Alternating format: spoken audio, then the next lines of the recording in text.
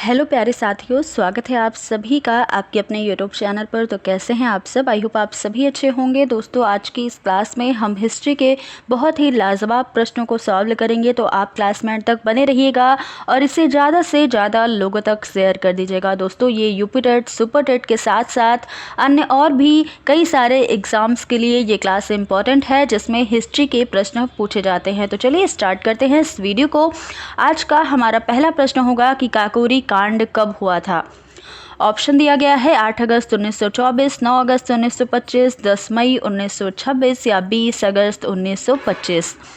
काकोरी कांड की बात करें दोस्तों, तो 9 अगस्त 1925 को उत्तर रेलवे के लखनऊ सहारनपुर संभाग के काकोरी नामक स्थान पर 8 डाउन ट्रेन पर डकैती डाला गया और सरकारी खजाने को लूट लिया गया। इसी घटना को काकोरी कांड के नाम से जाना जाता है और अब इसका नाम बदलकर काकोरी ट्रेन एक्शन कर दिया गया है। तो यहाँ पर हमारा आंसर क्या होगा? 9 अगस्त 1925, ऑप्शन नंबर बी बिल्कुल करेक्ट हो जाएगा। अगला प्रश्न है, काकोरी कांड में फांसी किसे दी गई? ऑप्शन है भगत सिंह, मदन लाल धिंगरा, सुरेंद्र सेन या राजेंद्र लाहिड़ी। काकोरी कांड में फांसी दी गई थी, option number D, Rajendra Lahiri को। इनके साथ साथ राम प्रसाद बिस्मिल, अशफाक उल्ला खां, रोशन लाल और राजेंद्र लाहिड़ी, इन सभी पर मुकदमा चला करके इनको फांसी दी गई थी। तो ऑप्शन नंबर डी बिल्कुल करेक्ट हो जाएगा। अगला प्रश्न देखिएगा, स्वराज दल की स्थापना किसने की थी? ऑप्शन है चित्तरंजन दास, जवाहरलाल नेहरू, मदन मोहन मालवीय या सुभाष चंद्र बोस। तो यहाँ पर हमारा आंसर हो जाएगा चित्तरंजन दास और मोतीलाल नेहरू ने मिलकर इलाहाबाद में एक सम्मेलन कर स्वराज दल की स्थापना की थी। कब की थी? मार्च 1923 में। तो यहाँ पर option number A Chittaranjan Das हमारा आंसर हो जाएगा। अगला प्रश्न है, साइमन कमीशन में कितने सदस्य थे? 5 सदस्य थे, 7 थे, 10 थे या फिर 15 सदस्य थे? तो दोस्तों, साइमन कमीशन में 7 सदस्य थे, ऑप्शन नंबर बी बिल्कुल करेक्ट हो जाएगा। और इसमें एक बात आपको ध्यान में रखना है कि इस सदस्यों में इनमें कोई भी भारतीय नहीं था। इसे हम व्हाइट मैन कमीशन के नाम से भी जानते हैं और इसके अध्यक्ष की बात कर ली जाए तो सर जॉन साइमन जी इसके अध्यक्ष थे।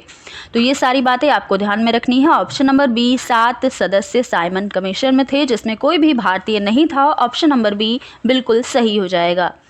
अगला प्रश्न है, कौन सी रिपोर्ट 1935 के एक्ट भी की आधार बनी? ऑप्शन है मोडीमैन समिति report, Montagu Chelmsford report, Simon commission report या मोतीलाल नेहरू रिपोर्ट। यहाँ पर आंसर नंबर हमारा ऑप्शन नंबर सी हो जाएगा। साइमन कमीशन रिपोर्ट 1935 के एक्ट का आधार बनी थी। तो हमारा आंसर क्या हो जाएगा? ऑप्शन नंबर सी हो जाएगा। अगला प्रश्न देखिएगा, बारदोली सत्याग्रह कब चलाया गया? 1926, 1927, 1928 या 1930 में। बारदोली आंदोलन जो है ये सूरत यानी कि गुजरात के बारदोली तालुके के वर्ष 1928 में किसानों के द्वारा लगान ना अदा करने के लिए चलाया गया था। कब चलाया गया? 1928 में। तो ऑप्शन नंबर सी बिल्कुल सही हो जाएगा बारदोली सत्याग्रह के लिए। अगला प्रश्न है, बारदोली किसान सत्याग्रह का नेतृत्व किसने किया? महात्मा गांधी जी ने, वल्लभ भाई पटेल, जवाहरलाल नेहरू या मोहनलाल पाने। तो इसका आंसर क्या होगा? ऑप्शन नंबर बी हो जाएगा। वल्लभ भाई पटेल ने बारदोली किसान सत्याग्रह का नेतृत्व किया था। ऑप्शन नंबर बी बिल्कुल सही हो जाएगा। अगला प्रश्न देखिएगा, नेहरू समिति के सदस्य कौन नहीं थे? सुभाष चंद्र बोस, तेज बहादुर सप्रू, जवाहरलाल नेहरू या शोएब कुरैशी।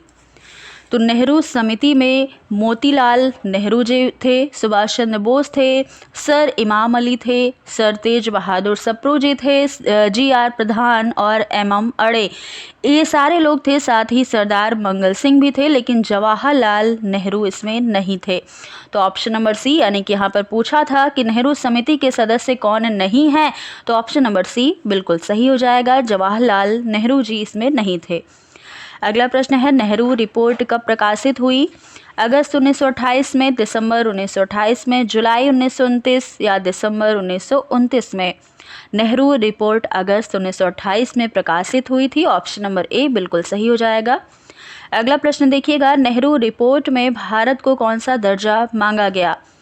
डोमिनियन स्टेटस या संपूर्ण प्रभुत्व संपन्न औपनिवेशिक सत्ता या पूर्ण स्वराज। तो नेहरू रिपोर्ट में भारत को डोमेनियल स्टेट यानी कि अधिराज्य का दर्जा मांगा गया, इसलिए ऑप्शन नंबर ए बिल्कुल यहाँ पर करेक्ट हो जाएगा। अगला प्रश्न है, किस रिपोर्ट में मूल अधिकारों को प्रतिपादित किया गया? मॉन्टेगू चेम्सफोर्ड, साइमन कमीशन, मोडीमैन समिति या नेहरू रिपोर्ट? तो नेहरू रिपोर्ट में नागरिकता को परिभाषित करते हुए मूल अधिकारों को यहाँ पर प्रतिपादित किया गया था। ऑप्शन नंबर डी बिल्कुल करेक्ट होगा, नेहरू रिपोर्ट। प्रश्न है, 14 सूत्रीय योजना किसने पेश किया था? मोतीलाल नेहरू, महात्मा गांधी, तेज बहादुर सप्रू या मोहम्मद अली जिन्ना? तो 14 सूत्रीय योजना जो थी ये मोहम्मद अली जिन्ना ने दिसंबर 1929 में पेश किया था। ऑप्शन नंबर डी बिल्कुल सही हो जाएगा।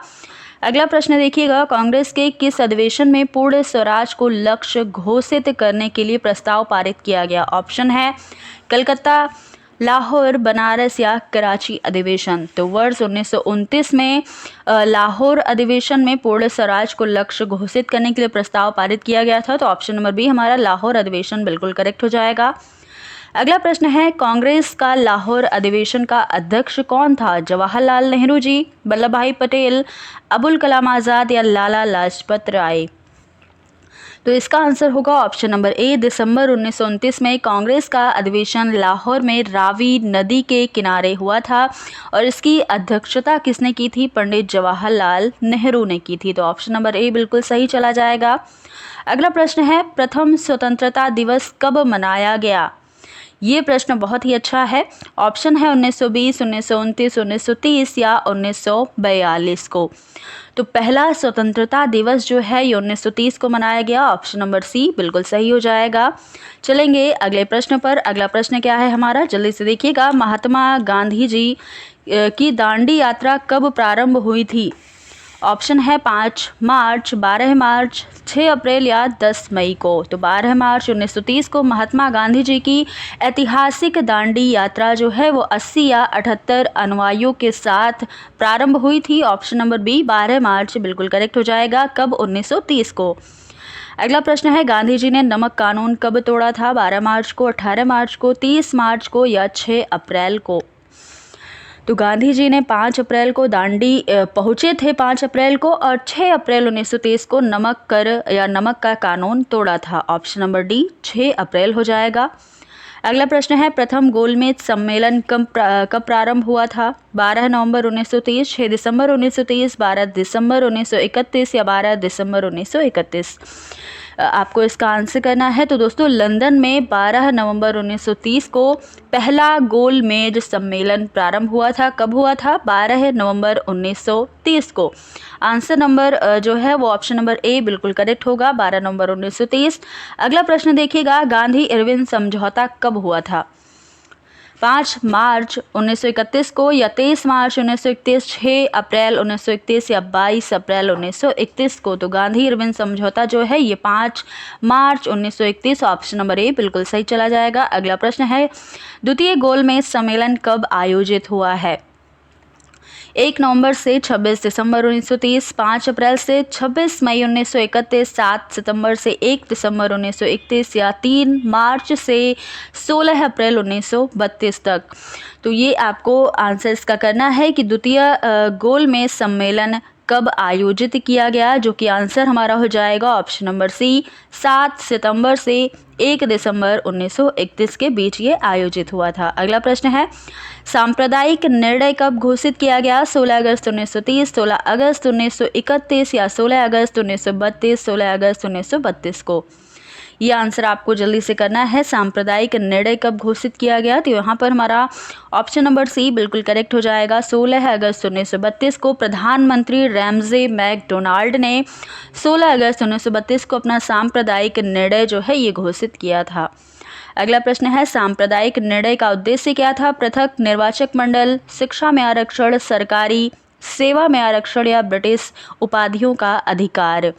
यहाँ पर हमारा ऑप्शन नंबर ए सही होगा, पृथक निर्वाचक मंडल इनका मुख्य उद्देश्य था सांप्रदायिक निर्णय का। अगला प्रश्न देखिएगा, पूना पैक्ट कब हुआ था? 5 सितंबर 1932 को, 24 सितंबर 1932, 5 अक्टूबर 1932 या 5 नवंबर 1932 को?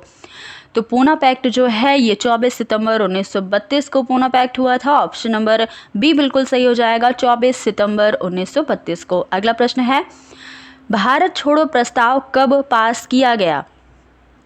ऑप्शन है 1 अगस्त 1942 को, 8 अगस्त 1942, 16 अगस्त 1942 या 24 अगस्त 1942। भारत छोड़ो प्रस्ताव ये 8 अगस्त 1942 को महात्मा गांधी जी की सलाह से बम्बई में कांग्रेस ने भारत छोड़ो प्रस्ताव पास किया था। ऑप्शन नंबर बी 8 अगस्त 1942 यहाँ पर हो जाएगा। अगला प्रश्न देखिएगा, महात्मा गांधी का जन्म कहाँ हुआ? पोरबंदर में, सेरी बंदर, नवद्वीप या द्वारिका में?